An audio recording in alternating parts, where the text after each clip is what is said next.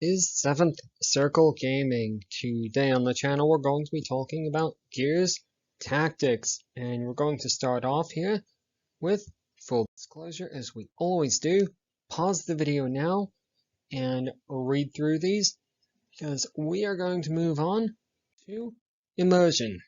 Now the game is earning an 8.5 out of 15 for Immersion. What it's going to do to attempt to get players invested into the game world is it's going to use a couple of methods. The game is going to use presentation. It's told through an isometric perspective. And obviously, the game is part of an existing science fiction franchise. However, despite all of the science fiction elements, they are somewhat low science fiction. And this makes the game somewhat relatable to players who are not necessarily that invested in science fiction, but might prefer more of a military action monster genre. That's the word I was looking for. The game is also going to use player agency. There is a significant amount of character customization available in the game. There are quite a few choices to make throughout the game. Mostly it's going to be where to position, how to address each particular map or challenge, which is something else that the game is going to use to get players invested into the game world. Each map and mission represents a tactical challenge with different obstacles, different optional objectives or feats to complete throughout that mission. Players are likely to be outnumbered as they move through each mission, and it does keep the action moving, all of which serves to get players invested into the game world and achieving some measure of overall success. The game is also going to use audio. It presents players with a significant amount of audio clips. These are all, I know we have here written appropriate to the franchise, but it does also seem appropriate to the situation as well.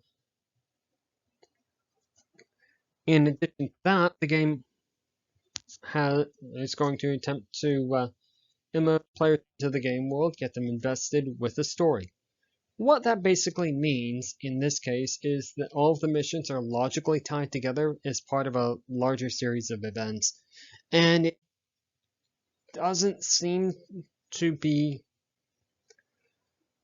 shoehorning things together or attempting to glue things together that don't make sense. So, overall for Immersion, the game again has earned an 8.5 out of 15, and we're going to show off just a couple of screenshots here to show you a little bit more what we're talking about. The first one is just a representation of the game world. This is from the first mission in the classic campaign mode, more on that later. And we're still talking tutorial level, but I do want to draw your attention to the fact that although this is a science fiction franchise, there really isn't a lot that looks science fiction-y or science fiction-esque in this particular screen. It all looks fairly standard to the particular squad tactics genre. The user interface is fairly minimalistic. There are some things that the game does differently to keep players invested in the game world. And that's for players to discover. Speaking of discovering, we're going to move on now to the customization. This is just one of what I believe to be, if my count was right, about 5 or 6 different character in the game. Players can choose to customize the armor color, weapons, weapon attachments, character names, character appearances other than the main hero characters, obviously. Players are also able to customize a skill tree for each character, including the hero characters. So that's a lot of customization to really get players invested in keeping that particular character alive throughout the game, or to make them really attractive to use. So, speaking of using characters, let's move on to difficulty.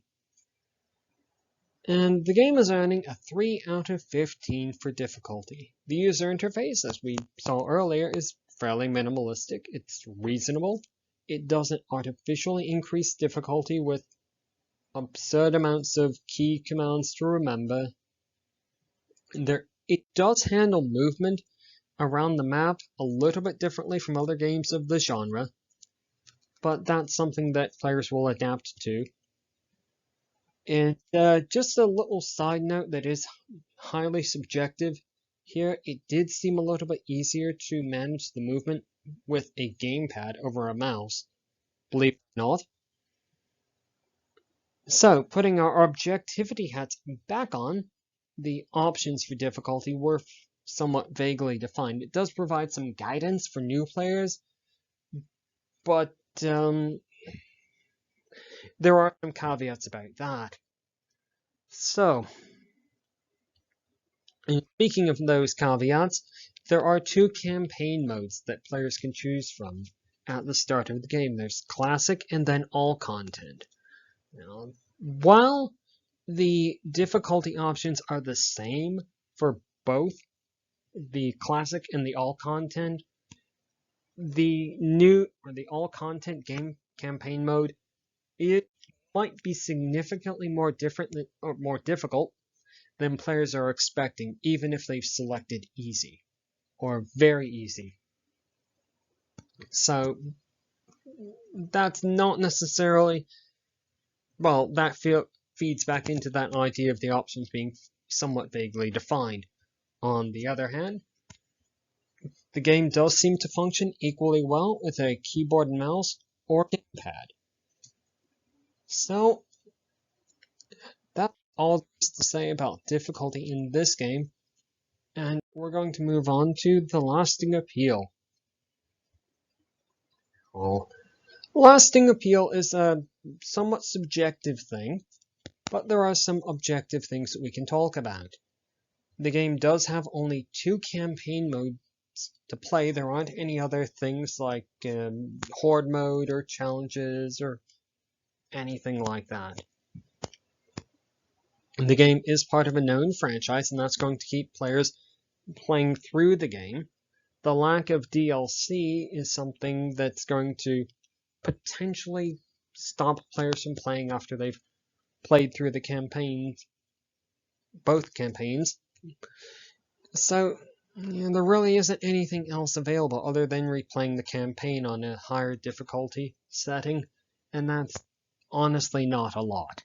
However, the gameplay, players may find it compelling enough to continue on to the story end, and so for all of those reasons combined, the game has earned a 7 out of 15. And let's now talk about the overall score. Overall, the game has earned a 6.3 out of 15. That's just the average out of 15.